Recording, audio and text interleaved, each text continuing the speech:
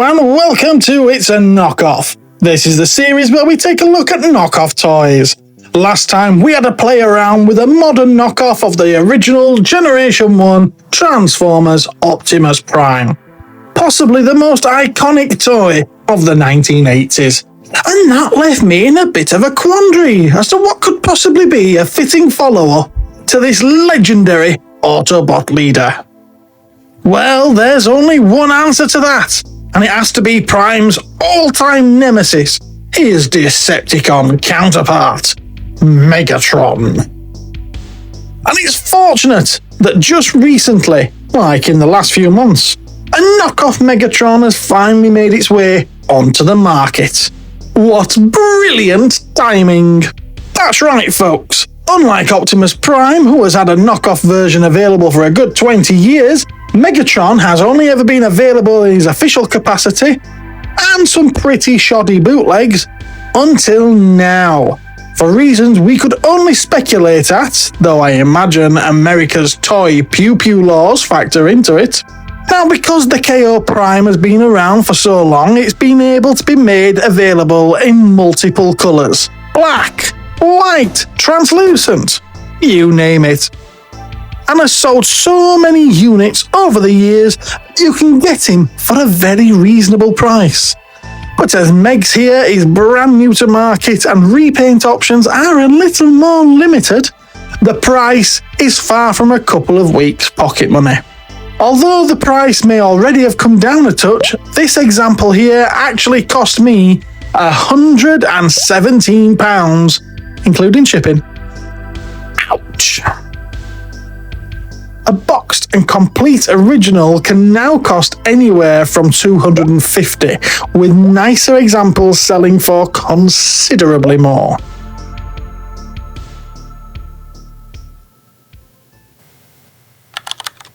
Most of the early Transformers didn't start life under Hasbro, and Megatron is no exception. He was originally released by Takara as part of their Microman range as the Gunrobo P-38 Uncle.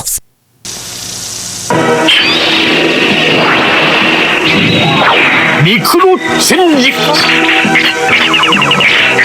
今新たなパワーを秘めてやったガンロボ登場。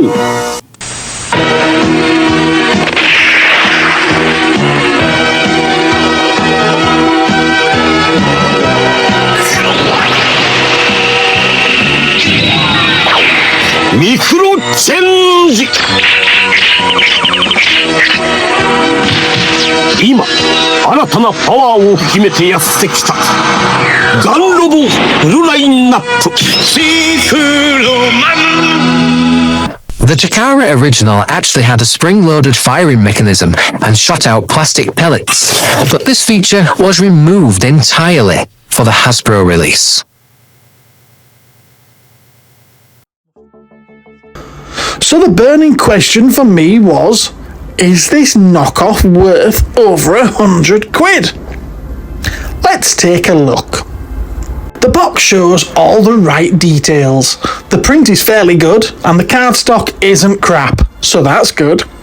Unlike the error in the grey border to the window on the Optimus Prime though, I cannot find any glaringly obvious telltale signs that this is a knockoff at first glance.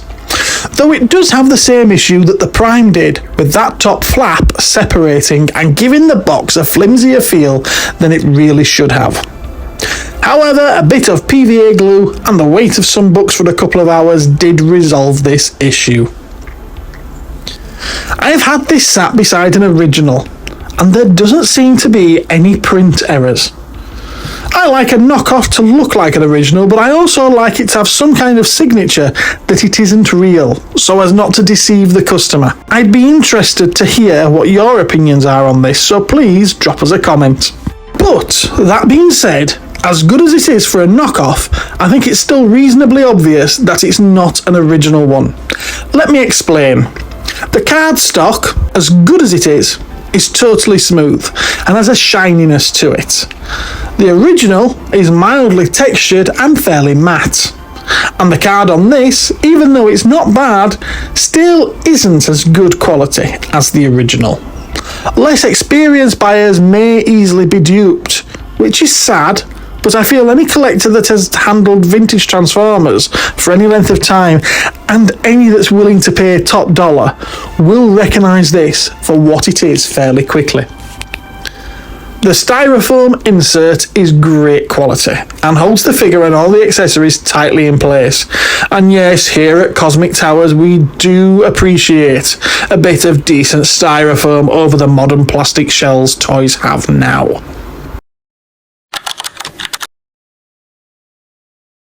Although Hasbro have never reissued the G1 Megatron, Takara have.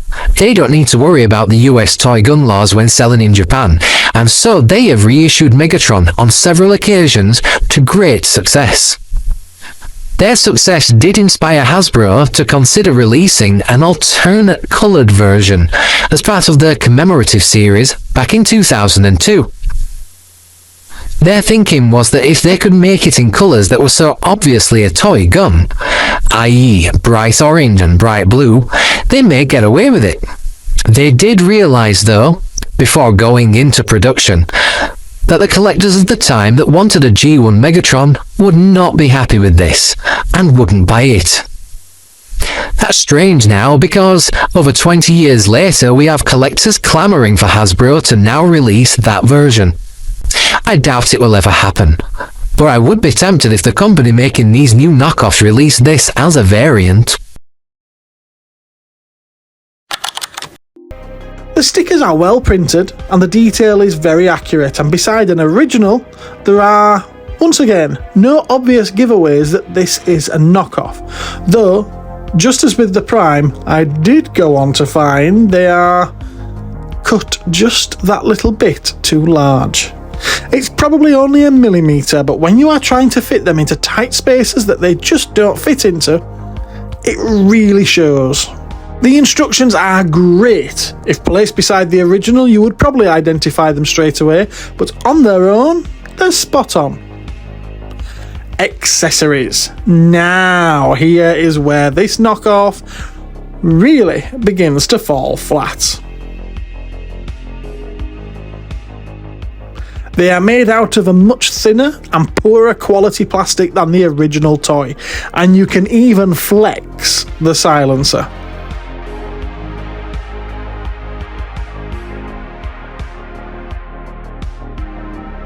When assembling, you can see that they are ill-fitting and the parts do push themselves apart a little, almost like the older Mega Blocks when compared to proper Lego.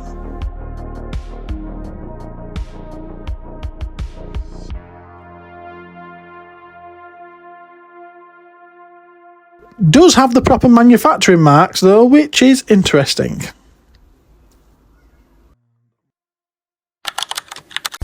By the time Generation 2 came around, the US toy gun laws were in full effect, and Hasbro were unable to release and promote a Megatron that had an alt mode that looked like a real-world gun.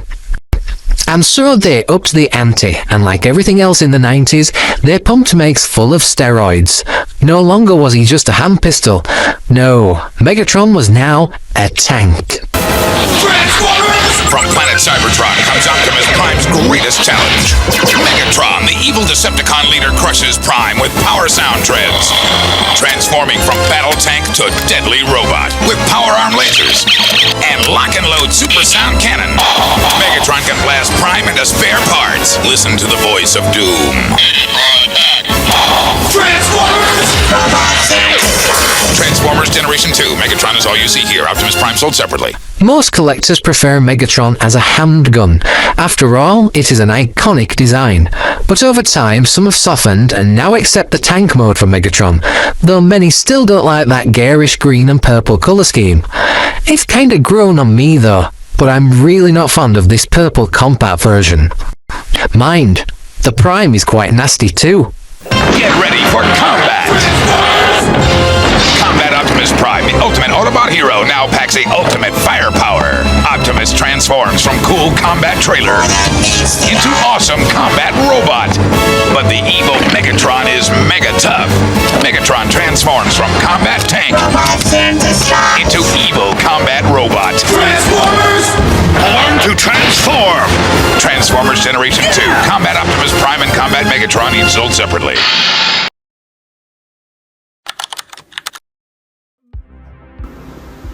Right, let's take a look at the actual toy. About bloody time, I hear you say. So, it certainly looks the part and doesn't feel shoddy when you take him out of the box. Obviously, this is when he is in his original alt form mode as a Walther P38. Transforming him though holds a couple of caveats. As with the accessories, the black plastic grip is made of a very thin and poor quality material and does have that feel to it. A couple of the joints were super stiff, but maybe that'll work itself out after a few transformations. Who knows?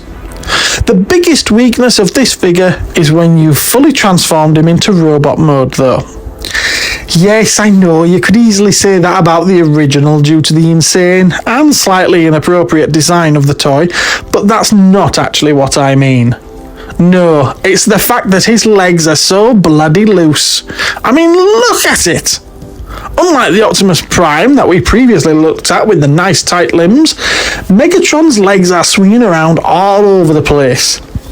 Now, it's entirely possible that I might be able to tighten up these joints if the screws are loose, or I may be able to add a little clear nail polish into the offending crevices.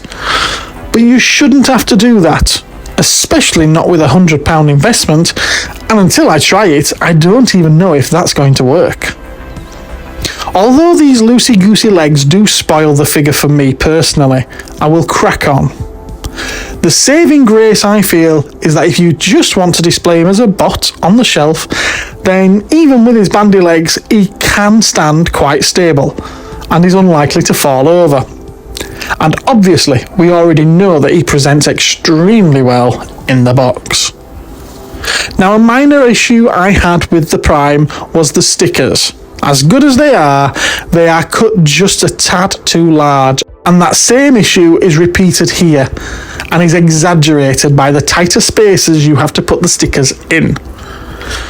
Some have worked out okay, but others have proven to be a nightmare. In summary, my feelings on this knockoff are quite mixed. He does display well, both in the box and as a robot on the shelf. The transformation works, but is hampered by the loose limbs and some tough joints. It features lovely chrome in the appropriate places, which I appreciate as it's something modern Hasbro seems to be allergic to. Do I think this was worth the price? Not at all. I would have been happy at about half its cost. I feel £50 to £60 is its worth, and I do hope it will settle down around there in the future when the artificial hype dies down for it.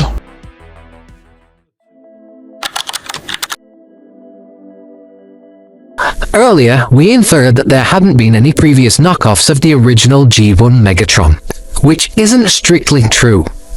What is more accurate is that there have never been any that could really be taken seriously. There hadn't been any that could potentially fool anyone. Take this one for example. This is the Code 007 Super Alloy Transformers Destroy Monarch. The packaging and branding obviously aren't trying to fool anyone, and the toy itself is pretty shocking. Typical bargain shop quality. That being said, it does a pretty decent job in the accessories category, including everything the original Japanese Microman version came with, down to the firing projectiles and the lovely chrome sword. Interestingly, it does have the tip of the gun barrel painted orange to get around the US toy gun restrictions.